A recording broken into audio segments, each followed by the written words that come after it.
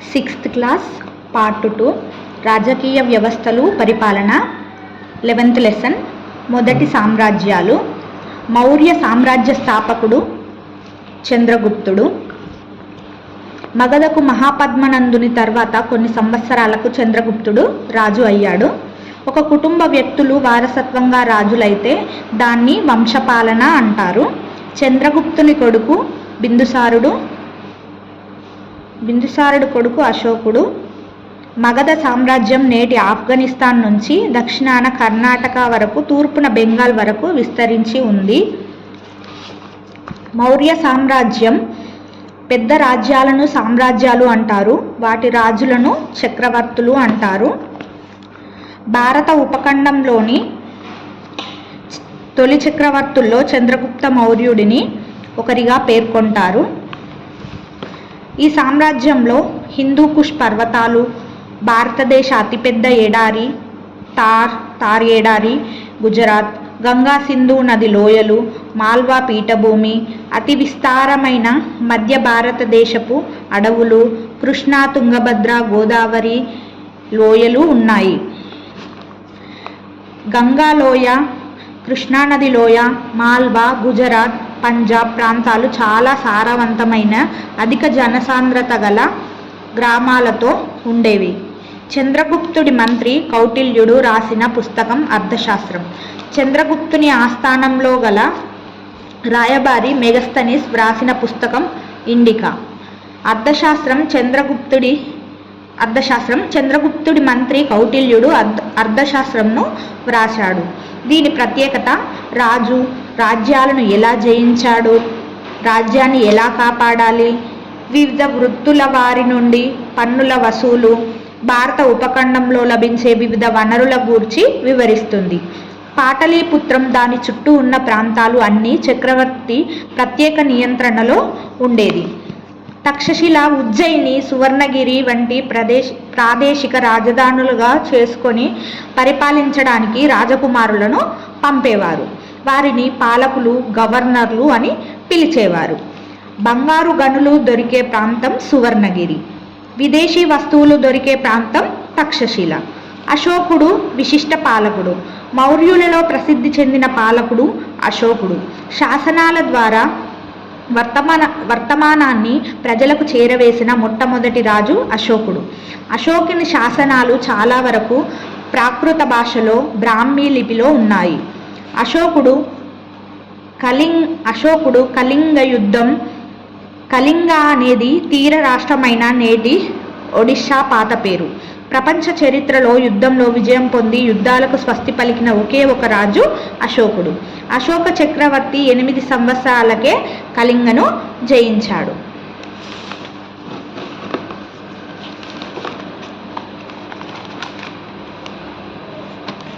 ఈ కళింగ యుద్ధంలో 150,000 మంది బందీలయ్యారు.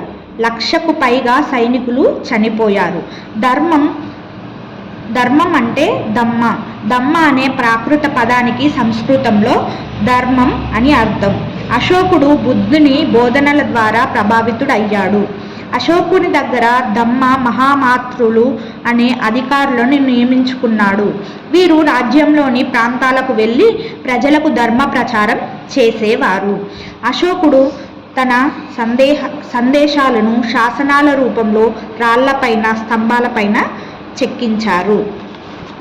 అశోకుడు తన ధర్మాన్ని సుదూర ప్రదేశాలైన సిరియా, గ్రీస్, ఈజిప్ట్, శ్రీలంకకు వ్యాప్తి చేయడానికి రాయబారులను పంపించాడు. అశోకుడు రోడ్లను, బావులను, సత్రాలను నిర్మించాడు. ఇతడు మనుషులకే కాక జంతువులకు కూడా వైద్య సదుపాయాలను ఏర్పాటు చేశాడు. సంబంధాలు ఉన్న సమూహాన్ని తెగలు అనేవారు. తెగ శాతవాహనులు. శాతవాహనులు నర్మదా నది నుంచి కృష్ణా, గోదావరి డెల్టా వరకు విస్తరించారు. శాతవాహనుల్లో గొప్ప రాజులు గౌతమిపుత్ర శాతకర్ణి, వశిష్ఠపుత్ర పులోమావి, యజ్ఞశ్రీ శాతకర్ణి. శాతవాహనుల కాలం 2000 సంవత్సరాల క్రితం 200 సంవత్సరాల పాటు. కొంతమంది రాజులు కృష్ణానది తీరాన గల అమరావతి దగ్గర ఉన్న ధాన్య కటకాన్ని రాజధానిగా చేసుకొని పాలించారు. బౌద్ధ ఆరామాలు, స్తూపాలు ఉన్న ప్రాంతాలు అమరావతి, భట్టిప్రోలు, వడ్లమాను. శాతవాహన రాజులు బ్రాహ్మణులకు, బౌద్ధ సన్యాసులకు చాలా భూములను దానంగా ఇచ్చారు. శాతవాహనులతో వ్యాపార సంబంధం పెట్టుకున్నవి బెంగాల్, రోమన్ నాణేలు, కుండలు ఇక్కడ లభించాయి. శాతవాహనుల కాలంలో కోటిలింగాలు తెలంగాణలోని జగిత్యాల జిల్లాలో గోదావరి నది పెద్దవాగు కలిసే చోట శ్రీపాద ఎల్లంపల్లి ప్రాజెక్టు ఎగువన ఉంది. శాతవాహన వంశస్థులకు తొలి రాజధాని కోటిలింగాలు ప్రాచీన భారతదేశంలోని 16 మహాజనపదాలలో ఒకటైన అస్మాక జనపదానికి రాజధాని నగరంగా ఉండేది. శాతవాహన వంశస్థాపకుడు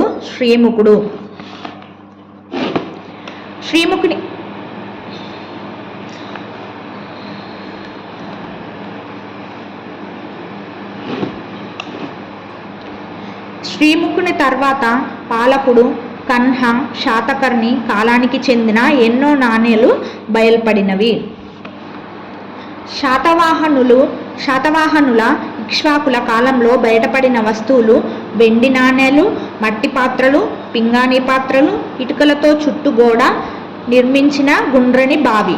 కోటిలింగాలలో అనేక ద్వారములు గల మట్టి కోట, 4 వైపులా బురుజులు కనిపిస్తాయి. బౌద్ధ స్తూపాలు, విహారాలు, చైత్యాలు బయటపడిన ప్రదేశాలు ఫణిగిరి, నేలకొండపల్లి, కొండాపూర్, ధూళికట్ట, పెద్దబంకూర్, కీసరగుట్ట. కర్ణాటకలోని బళ్ళారి జిల్లాలో మ్యాకదోని గ్రామంలో ఉన్నది.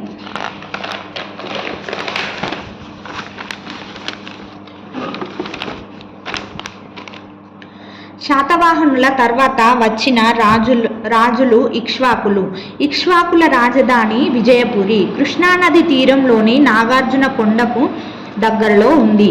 ఇక్ష్వాకుల వంశంలోని ముఖ్యమైన రాజులు శాంతమూలుడు, వీరపురుష దత్తుడు. వీరు చేసిన యాగాలు అశ్వమేధం, వాజపేయ. వీరు రామాయణంలోని రాముని వంశానికి చెందిన వారమని చెప్పుకున్నారు. ఇక్ష్వాకు కుటుంబాలలోని మహిళలు బౌద్ధ గురువులను ఆరాధిస్తూ బౌద్ధారామాలు, స్తూపాల నిర్మాణానికి నాగార్జునకొండలో అధిక మొత్తంలో విరాళాలు ఇచ్చారు. వీరు నాగార్జునకొండలో అతిపెద్ద ఆరామం, స్తూపం నిర్మించారు. భారత ఉపఖండంలోని కొన్ని ముఖ్యమైన సామ్రాజ్యాలు. కుషానులు 2000 సంవత్సరాలకు పూర్వమే కుషానులు చైనా నుండి వలస వచ్చి క్రమక్రమంగా ఆఫ్ఘనిస్తాన్ కేంద్రంగా తమ సామ్రాజ్యాన్ని స్థాపించారు. కుషాను రాజులలో ప్రఖ్యాతిగాంచిన రాజు కనిష్కుడు CE 78లో సింహాసనాన్ని అధిష్ఠించాడు. కనిష్కుడు పాలించిన ప్రాంతాలు పాకిస్తాన్ నుండి మధుర, ప్రయాగరాజ్ వరకు, ఆఫ్ఘనిస్తాన్లోని అతిపెద్ద ప్రాంతాలు అక్సస్ నది పరివాహక ప్రాంతం.